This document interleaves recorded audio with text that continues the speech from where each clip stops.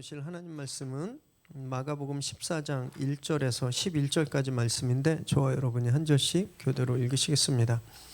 이틀이 지나면 유월절과 무교절이라 대제사장들과 서기관들이 예수를 흉계로 잡아 죽일 방도를 구하며 이르되 밀란이 날까 하노니 명절에는 하지 말자 하더라. 예수께서 베다니 나병 환자 시몬의 집에서 식사하실 때에 한 여자가 매우 값진 향유 곧 순전한 나드 한 옥합을 가지고 와서 그 옥합을 깨뜨려 예수의 머리에 부으니 어떤 사람들이 화를 내어 서로 말하되 어찌하여 이 향유를 허비하는가? 이 향유를 300데나리온 이상에 팔아 가난한 자들에게 줄 수 있었겠도다 하며 그 여자를 책망하는지라. 예수께서 이르시되 가만두라. 너희가 어찌하여 그를 괴롭게 하느냐? 그가 내게 좋은 일을 하였느니라. 가난한 자들은 항상 너희와 함께 있으니 아무 때라도 원하는 대로 도울 수 있거니와 나는 너희와 항상 함께 있지 아니하리라. 그는 힘을 다하여 내 몸에 향유를 부어 내 장례를 미리 준비하였느니라. 내가 진실로 너희에게 이르노니 온 천하에 어디서든지 복음이 전파되는 곳에는 이 여자가 행한 일도 말하여 그를 기억하리라 하시니라. 12 중에 하나인 가룟 유다가 예수를 넘겨주려고 대제사장들에게 감에 함께 있습니다. 그들이 듣고 기뻐하여 돈을 주기로 약속하니 유다가 예수를 어떻게 넘겨줄까 하고 그 기회를 찾더라. 아멘. 오늘 우리에게 주신 하나님의 말씀입니다. 20세기 초에 일제강점기 시대에 아주 부자 집안이 있었습니다. 이 육형제였는데 이씨 가문의 육형제였는데 이들을 우당 육형제라고 불렀어요. 얼마나 부자였냐면요. 당시 명동을 지나갈 때 이 집안의 땅을 밟지 않고는 지나갈 수 없었다 할 정도로 굉장히 큰 부자였습니다. 그런데 이들이 어느 날 전 재산을 급히 헐값에 처분했습니다. 당시 자기들이 가지고 있었던 재산의 한 4분의 1도 안 되게 처분해서 모은 돈이 40여만 원 정도 됐대요. 그걸 오늘 돈으로 환산하면 약 600억 원 정도가 된다고 합니다. 이들이 그 돈을 마련해서 일가족 40명을 다 이끌고 만주로 망명했습니다. 그래서 그 전 재산을 학교 세우는 데 투자하고 독립운동에 다 써버렸어요. 이분들이 세운 학교가 신흥무관 학교입니다. 청산리 전투, 얼마 전에 나온 봉오동인가 봉오산 전투, 그게 다 거기 이제 그 리더들이 다 이 학교 출신이에요. 저희가 잘 아는 김재진 장군, 이범석, 이청천 장군이 이 학교 출신이었습니다. 조국의 독립을 위해서 진짜 가진 걸 다 부어버렸어요. 그런데 참 안타깝게 이분들은 이렇게 비참하게 생을 마감하셨습니다. 5째 아들만 살아서 독립을 보았고요. 나머지 5명은 감옥에서 또 독립운동하다가 총에 맞아서 또는 실종되고 병사하고 그렇게 다 생을 마감했죠. 어떻게 보면 이렇게 허무할 수도 있잖아요.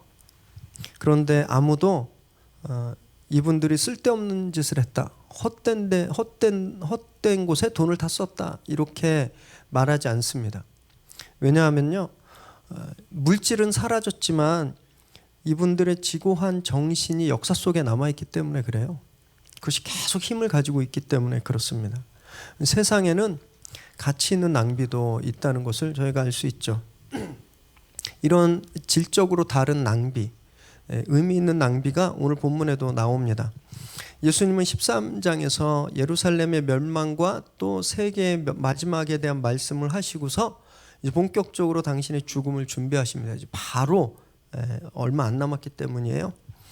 오늘부터 마가복음 14장을 묵상하는데 제가 말씀을 이렇게 분배하면서 보니까 약 7주 동안 14장 한 장을 설교하게 됩니다. 마가복음에서 가장 긴 장이에요. 가장 긴 장. 그리고 이러면서 제가 보면서 이 마가복음 14장의 별명을 뭘로 한번 붙여볼까 생각했는데 음모와 배반. 딱 음모와 배반. 14장에 아주 음모와 배반이 빼곡히 들어있습니다. 추악한 인간의 본성이 어떤 것인지를 속속들이 알 수 있는 장이 바로 이 14장이에요. 오늘 본문도요. 1절에서는 음모로 시작됩니다. 그리고 10절 11절에는 배신으로 끝나죠. 그런데 이 하나님이 이 사이에 샌드위치처럼 아주 보석 같은 스토리를 딱 숨겨두셨습니다. 오늘 그것을 함께 나누실 때 우리가 무엇을 위해서 내 인생을 소비해야 하는지, 무엇을 위해서 내가 힘을 써야 되는지 그것을 좀 깨닫게 되는 시간 되시길 바랍니다. 1절과 2절 읽겠습니다. 시작. 이틀이 지나면 유월절과 무교절이라.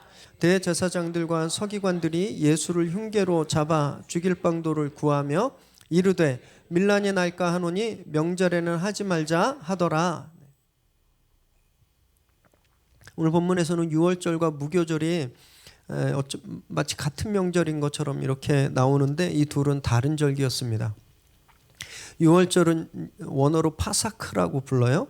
영어로 패스오버입니다. 패스오버란 말이 파사크에서 나왔는데 이 무슨 뜻이냐면 이렇게 타고 넘다라는 뜻을 가지고 있어요. 패스오버란 말이 이스라엘 백성들을 하나님께서 애굽에서 불러내실 때 마지막 재앙으로 그 애굽에 있는 장자들, 첫 생명들을 다 죽이는 심판을 주셨거든요.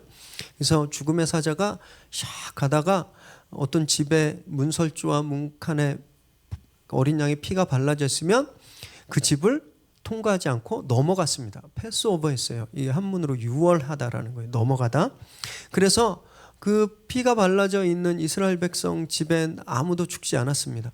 피가 발라져 있지 않은 집의 모든 장자들은 짐승까지도 다 생명을 잃었죠. 그래서 결국 그것이 애굽에 나오게 되는 직접적인 이유가 되었습니다. 그것을 기념하는 절기가 유월절이었어요. 정월, 이스라엘 사람들로 정월, 이건 니산월이라고 하는데 정월 14일, 15일을 유월절로 지켰습니다. 우리나라 달력으로 하면 3월에서 4월을 말해요. 그리고 나서 이들은 바로 무교절을 연달아 이어서 지켰는데 이 무교절이란 말은 누룩이 들어갔지 않은 음식을 먹는 기간이라는 뜻을 가지고 있습니다.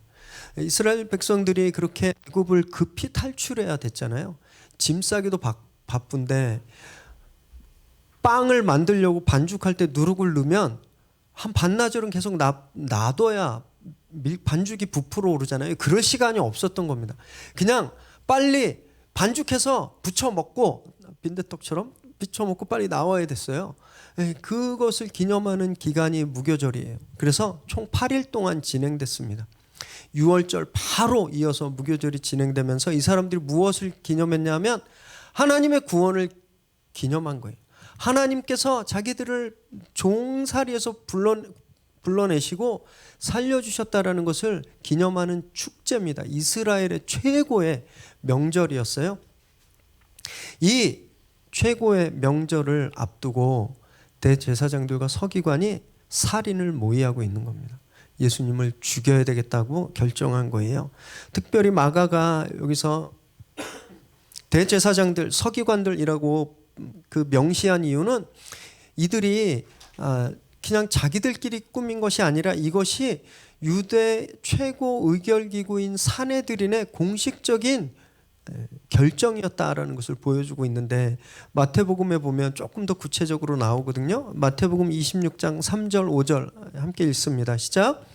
그때 대제사장들과 백성들의 장로들이 가야바라 하는 대제사장의 관정에 모여 예수를 흉계로 잡으려고 의논하되 말하기를 밀란이 하노니 명절에는 하지 말자 하더라.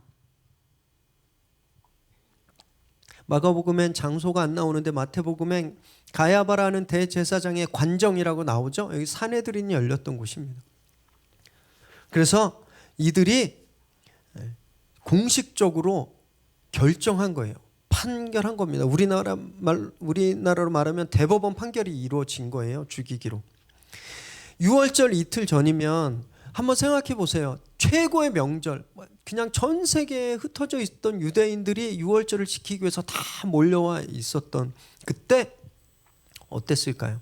하나님이 자기 선조들에게 하신 일들을 생각하고 그것을 기뻐하면서 양을 준비하고 제사를 준비하고 예배를 준비하고 있었는데 그 시간에 최고 리더들은요, 무엇을 하고 있었냐면 살인을 모의하고 있었다는 겁니다.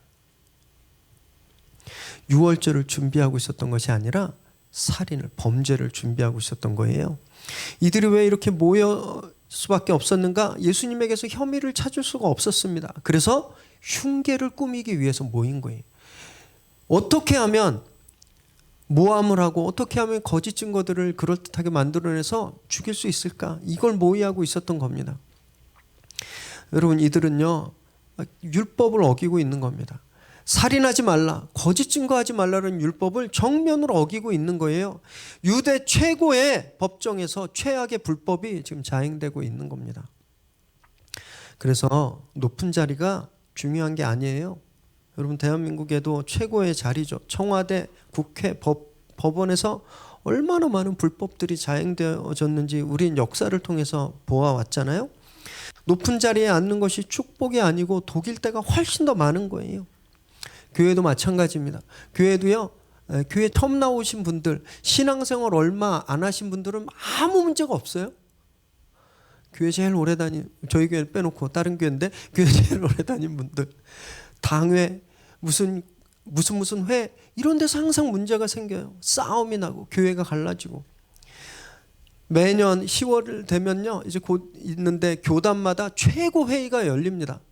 대표자들을 뽑아서 제일 높은 분들이 최고회의를 열려요. 이걸 교단 총회라고 하는데, 그 교단 총회가 열리면 돈을 누가 얼마를 썼느니, 누가 무슨 짓을 했느니, 이런 중상모략과 심지어는 몸싸움, 몇 년 전에는 가스총까지 막 쐈었거든요. 진짜 있었어요. 그리고 가스총 쐈던 분이 나중에는 칼로 누구를 찔러서 지금 감옥에 가 계십니다. 어김없이 보게 되는 거예요. 여러분, 그래서 주님이 우리에게 높은 자리 말고 낮은 자리로 가라고 말씀하신 겁니다. 높은 자리에 가면요, 자연스럽게 힘과 부를 갖게 되잖아요. 그럼 우리가 서슴지 않고 죄를 저지를 수 있게 되기 때문이에요. 그 인간이라는 겁니다. 인간.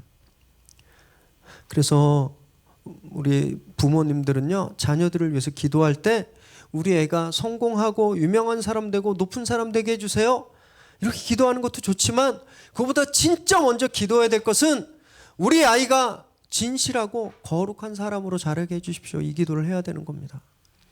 거룩하고 진실하지 않으면 높은 자리에 올라가면 무너지게 되는 거예요. 독이 되는 겁니다. 사내들이는 공식적으로 예수님을 처형하기로 의결했는데 실행은 조금 미루기로 했습니다. 명절 지나고 하자. 왜냐하면 사람들이 두려워, 사람들이 막 난리를 일으킬까 봐 두려웠어요. 자기들 눈으로 며칠 전에 봤거든요. 예수님이 볼품없이 어린 새끼 나귀를 타고 오실 때 사람들이 그 예수를 왕으로 환영하는 걸 봤어요. 메시아로 환영하는 걸 봤어요. 그랬더니 그런 사람들이, 지지자들이 예루살렘 성에 있는데 섣불리 잡았다가 이 사람들이 밀란을 일으킬까 봐 그것이 두려웠습니다. 당시에 로마는요, 제일 엄격하게 통제했던 게 반란이었습니다. 반란. 속국이나 식민지에 반란이 일어나면 거기에 대한 로마의 관리뿐만이 아니라 그 나라의 민간, 지방 관리들까지 다 숙청당했어요. 다 끌려갔습니다. 만약에 자기들이 섣불리 예수를 잡아서 반란이 일어나면 로마가 자기들을 다 처형할 거 아니에요. 그럼 지금 누리고 있는 것들을 다 잃어버리게 되는 거죠. 그것이 무서웠던 겁니다. 하나님을 두려워하는 것이 아니에요. 사람들, 자기가 가진 것들 뺏길까 봐 두려워하는 것이죠. 그래서 사람들이 명절 후에 다 자기 집으로 가고 나서, 그리고 나서 잡자, 이렇게 된 겁니다. 이들이 이렇게 치밀하게 계획을 세웠지만 저희가 잠시 후에 살펴볼 거예요. 이들의 계획은 가룟 유다 때문에 완전히 수포로 돌아가게 됩니다. 하나님을 두려워하는 것이 아니라 사람을 두려워하는 것. 이들의 모습을 보면서 우리가 깨닫는 건, 그래서 누가 무엇을 두려워하는지를 보면 그 사람의 가치관, 삶의 방향을 알아볼 수 있습니다. 여러분, 한번 생각해 보세요. 지금 무엇이 가장 두려운가요? 지금? 혹시 건강이 제일 두려우시다면, 아니면 재물, 사업, 인간 관계 이런 것들이 지금 가장 두렵다면 여러분 어쩌면요 그것들이 우리 삶의 주인일 수 있다는 거예요. 그것이 우리 삶의 목적일 수 있습니다. 이 주인이 나를 배신할까 봐 그게 너무 두려워하는 거예요. 이 주인이 나를 떠날까 봐 너무 무서운 겁니다. 여러분 우리는요 그런 것들을 두려워하는 사람들이 아닙니다. 우리 하나님을 두려워해야 하는 사람이거든요. 주님이 먼저 그의 나라와 그의 의를 구하라 그러면 이 모든 것을 더하여 주시리라고 말씀하셨어요. 하나님을 두려워할 때 진짜 궁극적인 완성이 이루어지는 겁니다. 정말 완전하게 내 필요가 채워지는 거예요. 하나님을 두려워해야 그것들이 따라오는 겁니다. 그러지 않고 그걸 두려워하면 다 잃게 돼버리는 것이죠. 하나님을 두려워하는 것이 가장 빠르고 안전한 성공의 길임을 꼭 기억하시기 바랍니다. 3절 말씀 읽습니다. 시작. 예수께서 베다니 나병 환자 시몬의 집에서 식사하실 때에 한 여자가 매우 값진 향유 곧 순전한 나드 한 옥합을 가지고 와서 그 옥합을 깨뜨려 예수의 머리에 부으니.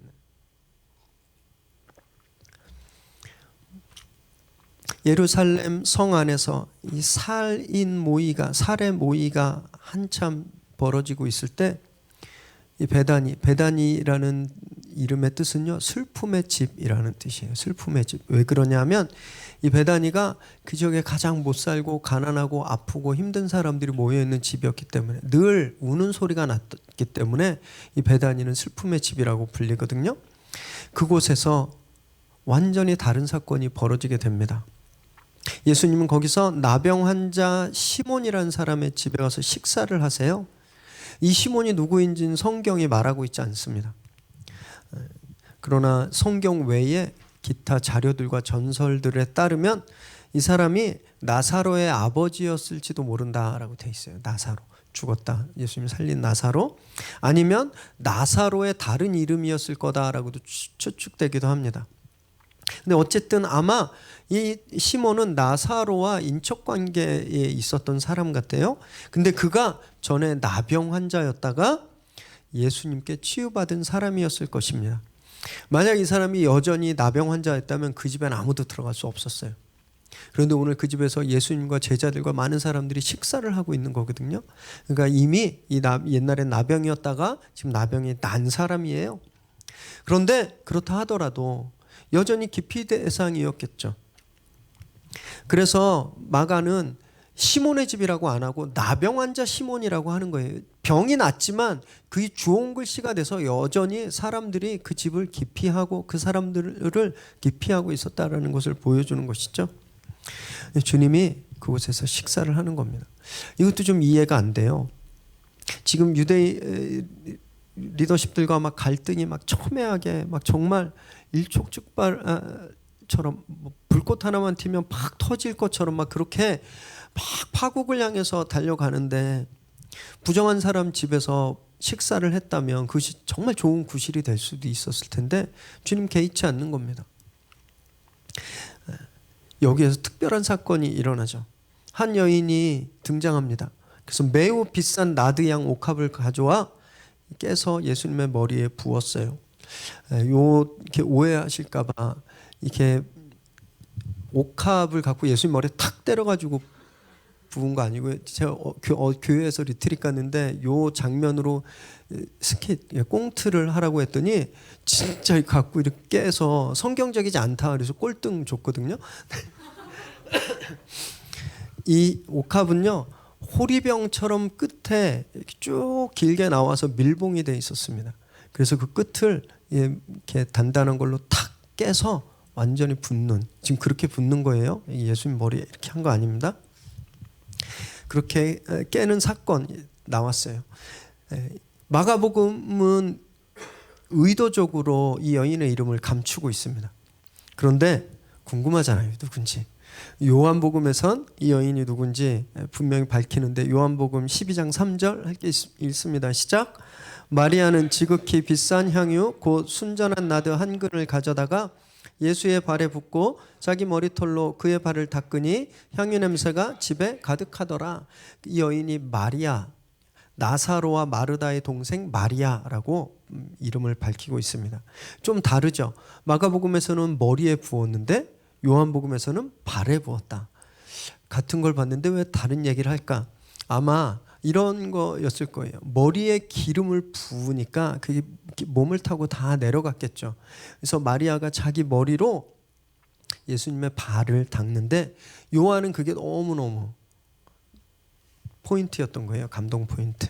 그래서 요한복음엔 그것을 기록한 것이고 마가복음은 지금 그것이 아니라 이 여인의 초점을 맞추고 있었기 때문에 그냥 머리에 부었다라고 설명한 거다. 이렇게 이해하시면 됩니다. 여기서 마리아가 부은 나드. 이 나드는 팔레스타인에서 나지 않습니다. 히말라야 산맥이나 인도에서만 나는 아주 귀한 나무였어요. 그렇기 때문에 이건 수입 명품이죠. 수입 명품.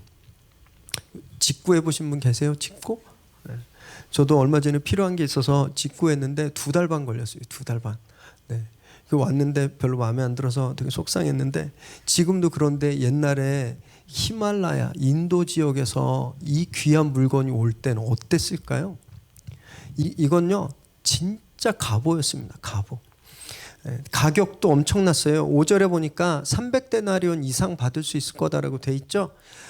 한 데나리온이 성인 남자 하루 품삯입니다. 요즘으로 치면 뭐 최저임금이 어떻게 돼서 계산을 잘 못했겠지만 어쨌든 한 10만 원 치면 이 병 하나에 3천만 원이에요. 3천만 원. 어마어마하죠. 그래서 여왕들이 주로 사용하거나 아니면 집안에 이게 생기면 대대로 갑오로 물려줬습니다. 딸에게 혼수로 물려줬어요. 이건 사용하는 게 아니에요. 그냥 보관하는 겁니다. 보관. 그걸 깼다는 거예요. 그런데 마가는 마리아의 이름을 감추었다 그랬죠. 왜 마가는 마리아의 이름을 감췄을까? 여기 좀 몇 가지 이유가 있습니다. 마가복음이 제일 먼저 쓰여진 복음서잖아요. 그래서 당시에 유대인들의 공격과 핍박이 엄청났었습니다. 그래서 마가가 여기에다가 마리아의 이름을 썼다면 보안 유지가 안 됐겠죠. 그래서 살아 있었을 마리아와 그 가족들이 핍박을 당하게 될까 봐 그 보호 차원에서 마가가 이름을 감췄을 수도 있어요. 또는요. 당시 유대인들은 여인과 아이를 사람으로 대하지 않았습니다. 자매님들한테 되게 죄송한데 인격으로 대하지 않았어요. 그래서 nameless, 이름이 없었습니다. 성경에 보면 남자 이름이 훨씬 많은 이유가 바로 그거예요. 이름이 없었어요. 그래서 마가가 지금 그걸 빗대고 있는 거예요. 그렇게 존재 가치가 없다고 여겨졌던 여인, 이름도 적을 필요가 없었던 여인이 그 누구도 할 수 없었던 지고지순한 헌신을 했다. 이것을 극명하게 대비시키기 위해서 이 여인의 이름을 감추었다라고 생각할 수 있는 것이죠. 예수님께 리더십들은 사내들이는 예수님께 아무것도 드린 게 없어요. 그러면서 그분의 목숨을 빼앗으려고 했죠. 그런데 이 여인은요. 자기의 가진 가장 귀한 것을 드렸다는 거예요. 이걸 비교하고 있는 겁니다. 빼앗으려는 무리들은 세상에 높이 있는 사람, 이름만 되면 알만한 그런 이름이 많이 퍼진 사람들이었지만 값진 것을 드린 이 여인은 이름도 없다라는 것을 지금 보여주고 있는 거예요. 여러분, 그래서 내가 얼마나 유명해지는가, 내 이름이 얼마나 알려지는가, 이게 중요한 게 아닙니다. 내가 어떤 삶을 살고 있는가가 진짜 중요한 거예요. 헛된 명성을 쫓지 마시고 정말 최고의 헌신을 하는 저와 여러분 되시길 주님의 이름으로 축원합니다. 4절 5절 읽겠습니다. 시작. 어떤 사람들이 화를 내어 말하되 어찌하여 이 향유를 허비하는가? 이 향유를 300데나리온 이상에 팔아 가난한 자들에게 줄 수 있었겠도다 하며 그 여자를 책망하는지라. 좀 황당했을 수도 있어요. 식사하고 대부분 남자들이었는데 예수님과 제자들, 지금 이걸 이해하셔야 됩니다. 지금 사람들은 여전히 예수님이 메시아, 왕이 되실 거라고 생각하고 있었던 거예요. 그런 권위 있는 분과 함께 식사하고 있는데 초라한 여인이 들어와서 식사 자리에서 기름을 깨고 예수님 머리에 기름을 부었어요. 사람들이 당황했겠죠. 그래서 불같이 화를 냅니다. 여기 4절에 화를 내다, 그 다음에 5절에 책망하다, 이건요 그냥 단지 지금 말고 나중에 하지 이렇게 점잖게 꾸짖는 게 아니에요.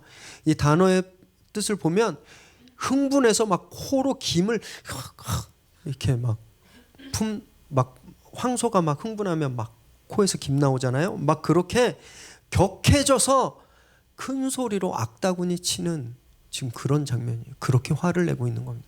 사람들이 밥 먹다 일어나서 이 여인에게 삿대질하면서 막 침 튀기면서 거의 저주에 가까운 책망을 지금 하고 있는 거예요. 그래서 어떤 사람들이라고 돼 있는데 궁금했어요. 어떤 사람들일까? 마태복음에서 이들을 제자라고 이야기하고요. 요한복음에서는 더 구체적으로 가룟 유다라고 합니다. 아마 이거 종합해 보면 셈이 빨랐던, 계산이 빨랐던 가룟 유다가 먼저 시작하고 제자들이 그래 이러면서 동조했을 거예요. 근데 이해가 안 되는 건 이게 이렇게까지 화낼 일인가? 라는 거예요. 이게 이렇게까지 화낼 일입니까? 예를 들어서 어떤 분이 큰 은혜가 입어서 교회에 10억, 깜짝이야, 헌금했어요. 그거 화나세요? 화나세요? 기뻐해야죠. 감사하고 축복하고. 지금 그 일이 일어났는데 이 사람들이 분노하고 화내는 거예요. 왜 그럴까요? 본문에 숨겨져 있는 그런 내용들을 저희가 좀 살펴보면 이해하기가 쉽습니다. 이스라엘엔 머리에 기름 붓는 몇 가지 특별한 관습이 있었습니다. 집에 귀한 손님이 올 때, 정말 귀한 손님이 올 때 기름으로 머리에 기름을 발랐고요. 또 왕이 즉위할 때, 왕이 세워질 때 대제사장이 왕의 머리에 기름을 부어서 왕으로 세웠어요. 또 성전에서는 제사장들이 세워질 때 기름을 발랐습니다. 그리고 장례식 때 발랐어요. 시신이 금방 부패하니까 그 향을 내기 위해서 시신 위에 발랐습니다. 이런 이유를 가지고 살펴보면요, 마리아가 예수께 기름 부은 것은 일종의 왕의 즉위식을 치룬 것으로 볼 수 있는 거예요. 예수님을 좀 왕으로 기름 붓고 있는 거거든요. 자, 제자들은 무슨 날만 기다렸다 그랬어요? 예수님이 왕이 되는 날만. 예수님이 왕이 되는 날만 이제나 저제나 오매불만 기다리고 있었어요. 어떤 걸 상상했을까요? 예수님이 왕이 되는, 어디에서 왕이 된다고 생각했을까요? 예루살렘 성 왕궁에서죠. 계단이 높이 올라가 있는 높은 곳에서 예수님이 황금빛 옷을 입고 제사장이 기름 부을 때 자기들이 그 옆에 쫙 도열해 있는 그 장면을 상상하지 않았겠어요? 그게 자기들이 생각하는 예수님이 왕이 되는 즉위식이었습니다. 그런데 지금 그 일이 어디에서 일어나는 거예요? 슬픔의 눈물의 집이라고 하는 가장 가난하고 가난한 동네, 그것도 거기 촌장이 아니라 사람들이 꺼려하는 나병 환자였던 사람의 집에, 그것도 제사장이 아니라 하찮은 여인에 의해서 왕의 즉위식이 이루어지고 있는 겁니다. 그래서 분노했던 거예요. 분노. 호영이가, 실명 거론해서 미안해요. 호영이가 케이크를 선물 받았어. 그래서 이거 아껴서 먹으려고 냉장고에 넣어놓고 잠깐 낮잠 잔다 일어났는데 어진이가 모르고 홀딱 먹었어요. 어떤 일이 일어나요? 난리가 나죠. 여러분, 지금 그런 일이에요. 자기들이 생각해놓고 상상하고 바랬던 그 거룩한 왕의 대관식을 이 하찮은 여자가 완전히 망쳐버린 거예요.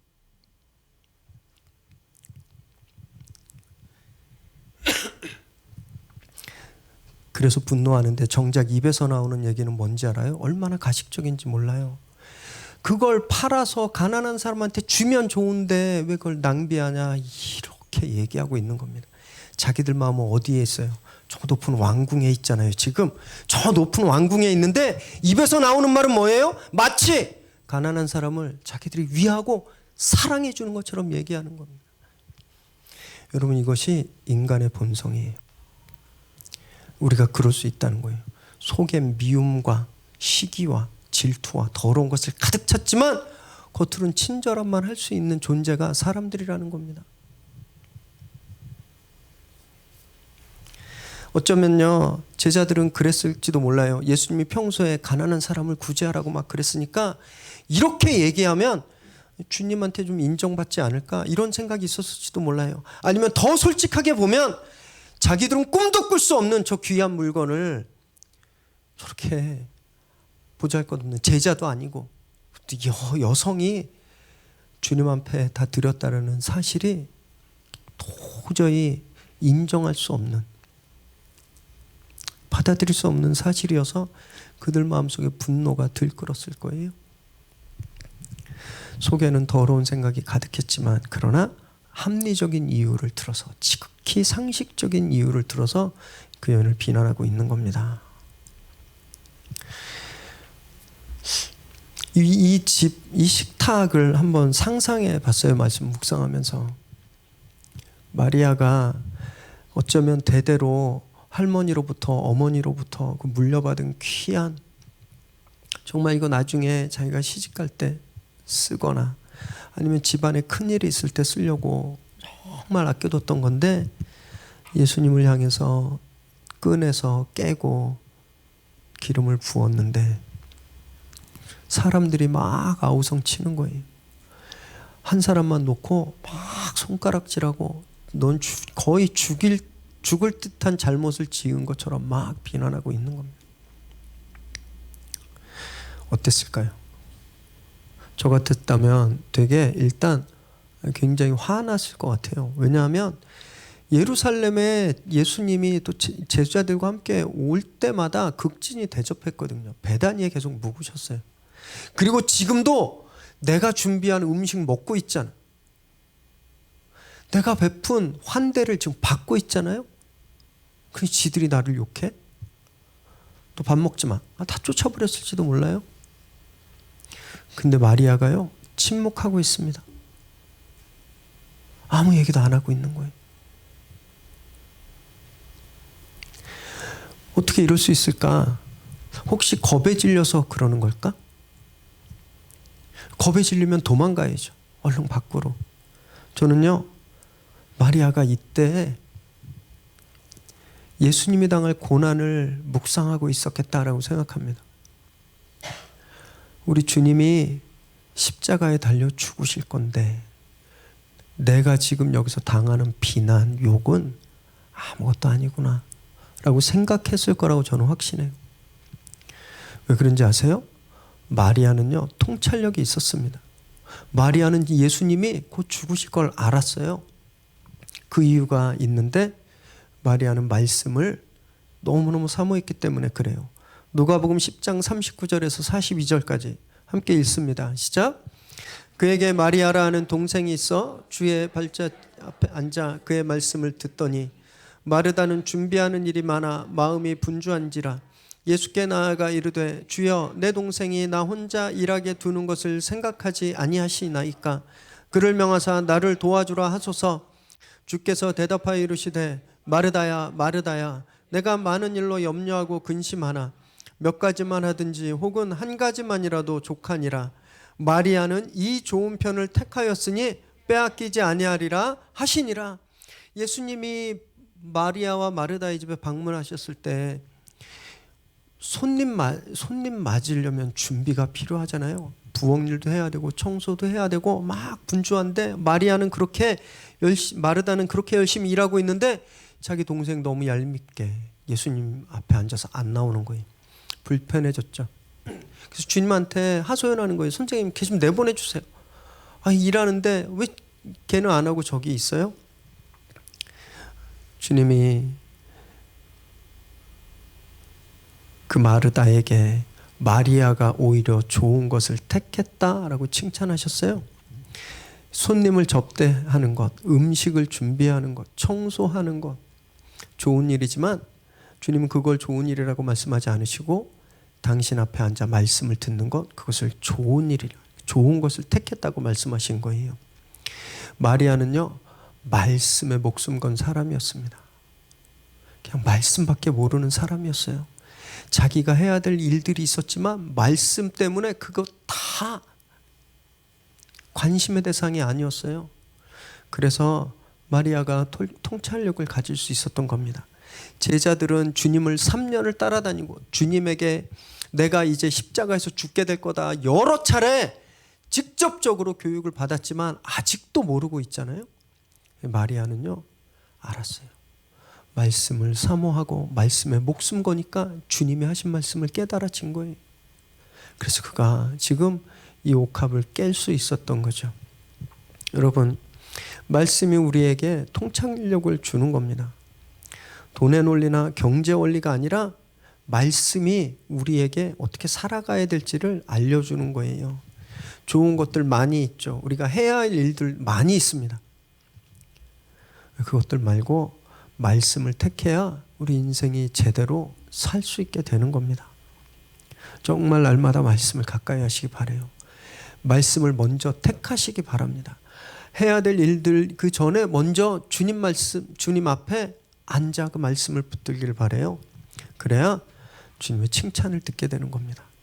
6절 말씀 읽겠습니다. 시작. 예수께서 이르시되 너희가 어찌하여 그를 괴롭게 하느냐? 그가 내게 좋은 일을 하였느니라. 사람들이 막 흥분해서 마리아를 비난하고 있는데 주님이 조용히 해. 마리아를 괴롭게 하지 마. 엄하게 꾸중하세요. 그리고 나서 마리아가 당신께 좋은 일을 했다라고 칭찬하십니다. 여기서 좋은 일은요, 아름다운 일, 선한 일, 탁월하고 뛰어난 일, 이런 뜻을 가지고 있습니다. 제자들은 그 비싼 향유를 깬 마리아의 행동이 낭비고 쓸데없고 정말 해서는 안 되는 짓이라고 생각했는데 예수님은요, 그것이 좋은 일, 탁월한 일, 아름다운 일이라고 말씀하신 거예요. 예수님이 생각하시는 좋은 일과 우리가 생각하는 좋은 일이 다를 수 있다는 걸 아셔야 됩니다. 그러지 않으면 꼭 싸움 나요. 여러분, 우리가 왜 싸우는지 아세요? 내가 생각할 때 좋은 게 최고라고 생각하기 때문에 그래요. 그래서 계속 우기잖아요. 저 사람도 똑같은 거예요. 그러니까 싸우는 겁니다. 내가 생각할 때 좋은 것이 최고가 아니라는 걸 알아야 됩니다. 굿이 늘 베스트인 것은 아닌 거예요. 우린 그래서 내가 생각할 때 좋은 것을 내려놓고 주님이 생각할 때 좋은 것, 그 베스트가 무엇인지를 늘 살펴야 되는 겁니다. 마리아가 예수님이 방문했을 때 말씀을 선택했잖아요. 주님이 그걸 좋은 선택이라고 칭찬하셨어요. 그리고 그 결과로 마리아가 예수께 향유를 붓게 되었을 때 주님이 그것을 좋은 일이라고 또 칭찬하십니다. 좋은 걸 선택해야 좋은 일을 할 수 있어요. 베스트를 선택해야 베스트를 할 수 있는 겁니다.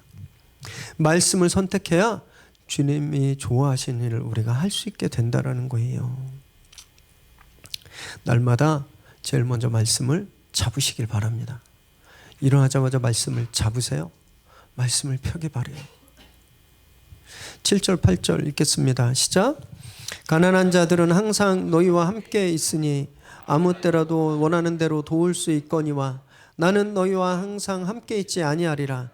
그는 힘을 다하여 내 몸에 향유를 부어 내 장례를 미리 준비하였느니라.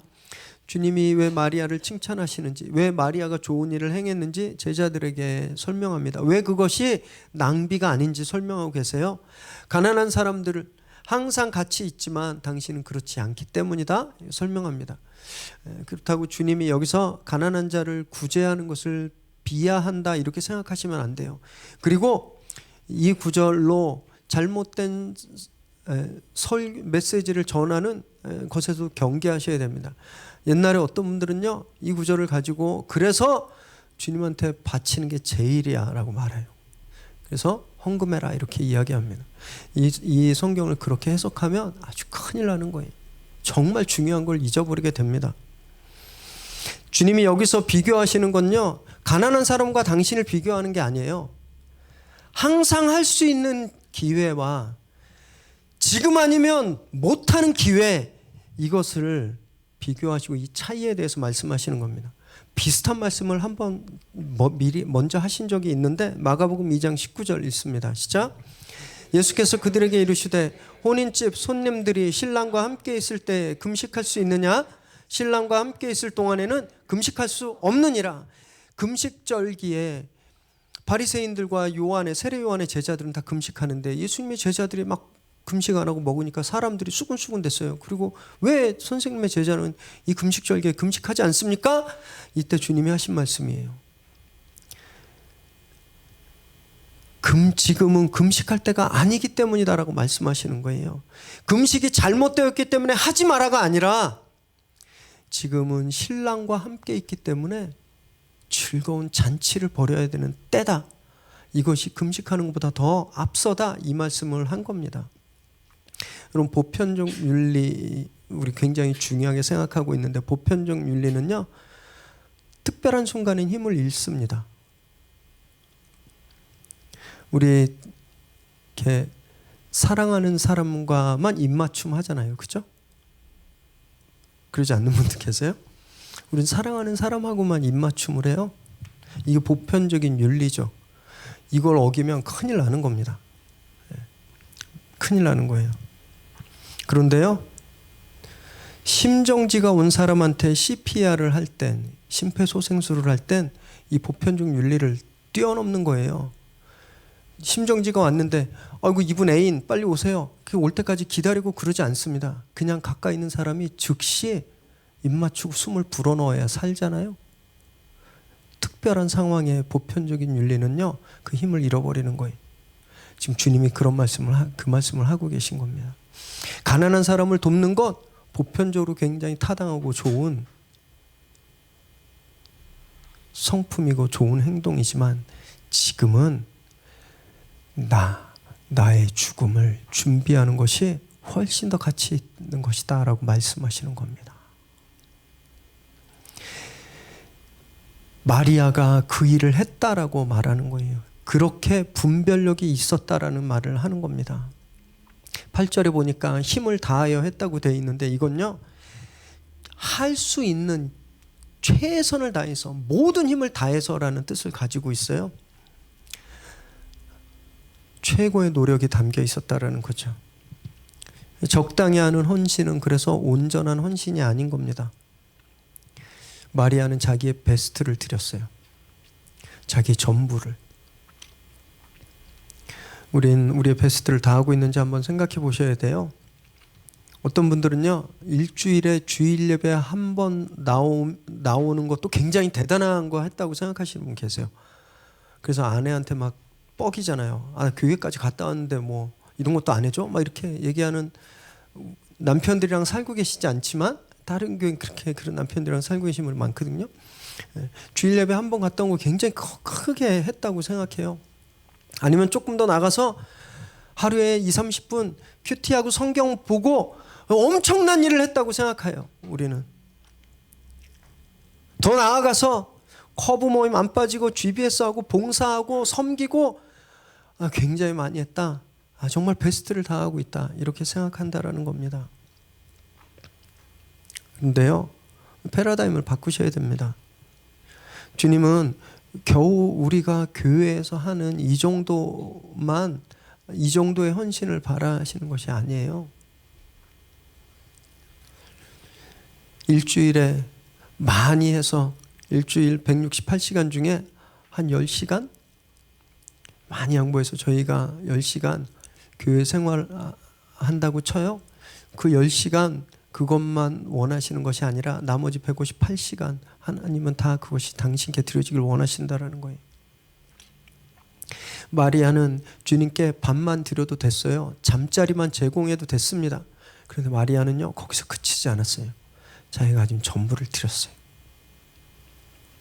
교회 생활이 신앙생활의 전부라고 생각하시면 안 됩니다. 여러분, 진짜는요, 교회에서 말고 다른 시간들이에요. 다른 시간들.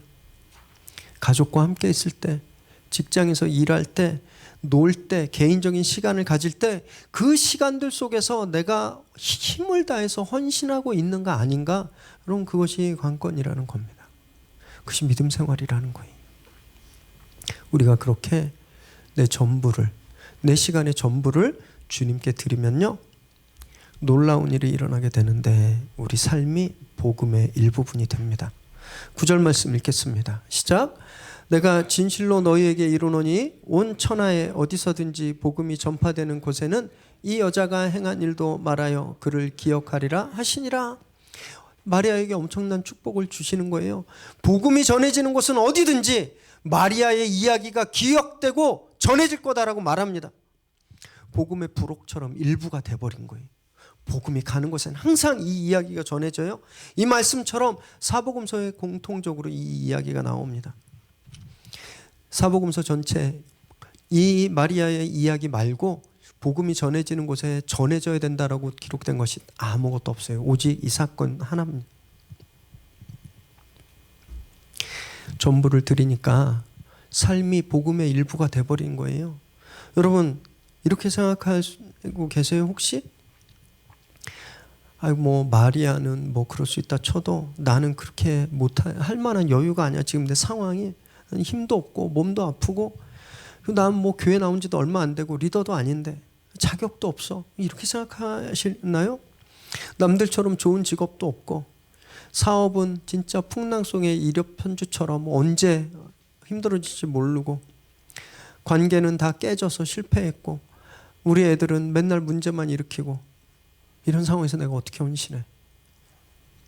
나는 헌신할 수 없어. 이렇게 생각하시는 분 계시나요? 여러분 사탄이 주는 거짓 속삭임입니다. 패배주의를 깨버려야 돼요. 당시 여성은 인격체가 아니라고 말씀드렸잖아요. 숫자 셀 때 카운트 되지도 않았어요. 공문서에 이름이 적히지도 않았습니다. 심지어는요, 감히 하나님의 나라를 위한 사역에 참여할 수도 없는 그런 자격도 없는 존재였어요. 그런데 그 비천한 존재를 하나님이 오늘 사용하신 겁니다. 복음의 핵심인 예수 그리스도의 부활, 죽음과 부활을 준비시킨 도구로 사용했어요. 그러자 이 여인의 이야기가 복음의 일부가 되어서 온 세계에 전해진 겁니다. 시간을 흘러 우리에게까지 전해지고 있잖아요. 할 수 없다, 못한다 이런 생각 버리시기 바랍니다. 그냥 지금 내가 할 수 있는 최고의 헌신을 드리면 되는 거예요. 내가 할 수 있는 최고의 시간을 드리고 내가 할 수 있는 최고의 정성을 드리면 여러분 그때 하나님이 놀라운 일을 이루시는 겁니다. 우리의 삶이 복음의 이야기가 되는 거예요. 우리가 하나님이 하시는 위대한 사역의 한 파트가 되는 겁니다. 그런 축복을 누리시게 되길 주님의 이름으로 축원합니다. 10절 11절 읽습니다. 시작. 12 중에 하나인 가룟 유다가 예수를 넘겨주려고 대제사장들에게 가매 그들이 듣고 기뻐하여 돈을 주기로 약속하니 유다가 예수를 어떻게 넘겨줄까 하고 그 기회를 찾더라. 향유 스토리가 끝나고 상황이 급하게 진전되죠. 제자 중 한 명인 가룟 유다가 주님을 배반합니다. 마가는 헌신의 베스트를 보여준 마리아와 또 배신의 월스트를 보여준 유다를 대비하고 있는 거예요. 여기 또 12 중에 하나라는 표현이 나오는데 마가는요 앞으로 이 이후로 가룟 유다를 말할 때 12 중에 하나라는 표현을 씁니다. 왜냐하면 다른 11제자와 구별하기 위해서, 그리고 또 예수를 죽이는데 결정적인 역할을 한 사람이 제자 중에 있었다라는 것을 우리에게 말하고 경고하기 위해서예요. 사람들은 가룟 유다의 배신이 궁금합니다. 왜 그랬을까? 왜 배신했을까? 여러 가지 추측들이 있습니다. 사람들 앞에서 모욕당해서 가난한 자들에게 나눠줘야지 이렇게 올바른 얘기했는데 주님이 꾸짖으니까 모욕해서 순간적으로 확 화가 나서, 또 이분이 왕이 되실 줄 알았는데 왕이 되실 생각은 안 하고 계속 이상한 데만 다니시니까, 그래서 배신감 때문에. 또 어떤 사람들은 조금 긍정적으로 해석하기도 해요. 이분 사내들이나 가서 잡혀가면 민중봉기가 일어날 거다. 그럼 이분이 왕으로 옹립될 거다. 이런 생각이 있었다. 이렇게 추측하는 분들도 있어요. 성경은요 그 어느 것에 대해서도 이야기하지 않습니다. 하나만 이야기하는데 사탄의 유혹 때문이다라고 이야기합니다. 요한복음 13장 2절 읽겠습니다. 시작. 마귀가 벌써 시몬의 아들 가룟 유다의 마음에 예수를 팔려는 생각을 넣었더라. 사탄이 그의 마음에 들어가 버린 거다라는 거예요. 이유가 어떻든지 간에 사탄의 유혹이었다라는 겁니다. 가룟 유다의 배신은 예수님을 죽일 방도를 찾고 있었던 사내들인에게 정말 가뭄의 담비와 같은 기쁨 소식이었어요. 그래서 그들이 그걸 듣자 기뻐했습니다. 기뻐했어요. 여러분, 백성들은요 예수님의 말씀을 듣고 기뻐했어요. 예수님의 치유를 경험하고 기뻐했습니다. 예수님의 터치를 경험하고 기뻐했어요. 그런데 정작 이 리더십들은요 배신의 소식을 듣고 기뻐하고 있는 거예요. 여러분, 우리는 어떤 소식에 기뻐하고 있나요? 혹시 누가 누구네 집 부도 났대, 뭐 이런 소식이 기쁘신가요? 나하고 라이벌 관계에 있는 사람이 일이 안 됐어, 잘못됐어, 다쳤어. 여러분, 그것이 우리에게 기쁜 소식입니까? 말씀을 듣고 기뻐하시기 바랍니다. 말씀이 우리에게 기쁨이 되길 바라요. 세상의 소식과 소문이 우리의 기쁨을 주는 것이 아니라 예수님의 말씀, 그 말씀에서 기쁨을 얻으시게 되길 바랍니다. 그래야 이 사탄의 유혹으로부터 우리가 마음을 지킬 수 있는 거예요. 사내들이는 원래 유월절 기간 지나고 예수님을 처형하려고 그랬는데 가룟 유다의 배신이 그 실행을 앞당겼죠. 그래서 예수님이 유월절에 달리셔서 유월절 어린 양의 직무를 십자가에서 감당할 수 있게 된 겁니다. 창세부터 정해놓으신 하나님의 구원 계획이 한치의 오차도 없이 진행된 거예요. 말씀은요 이렇게 어떤 방해와 역경에도 불구하고 그것을 뚫고 반드시 이루어집니다. 그럼 말씀이 반드시 이루어짐을 믿으셔야 돼요. 사랑하는 여러분, 제자들이 사람들이 마리아의 헌신을 보고 화냈던 것처럼요 세상은 늘 우리의 헌신을 보고 화냅니다. 왜 이렇게 쓸데없이 교회 가냐고, 교회 가면 밥이 나오냐, 왜 시간 낭비하냐. 인터넷에 보면 헌금 가지고 얼마나 많이 악플들이 달리는지 몰라요. 우리의 헌금 헌신을 보고 화를 내요. 그것이 짜증스럽고 무의미한 낭비라고 생각하기 때문에 그렇습니다. 그런데요 우리는요 베스트가 뭔지 아는 사람들입니다. 무엇이 최고인지 아는 사람들이에요. 우리가 주님께 드리는 우리의 시간, 물질, 우리의 힘, 정성, 재주, 여러분 이것은 그냥 사라져버리는 낭비가 아니라 주님께 드려지고 하늘나라를 위해서 사용돼서 영원히 기록되고 기억되는 거룩한 낭비임을 믿으시기 바랍니다. 오늘 예배가 그런 예배가 되길 바라요. 오늘 우리의 섬김이 그런 거룩한 낭비가 되길 바랍니다. 그래서 우리가 복음의 일부가 되는 귀한 축복을 누리시기를 주님의 이름으로 축원합니다. 기도하겠습니다.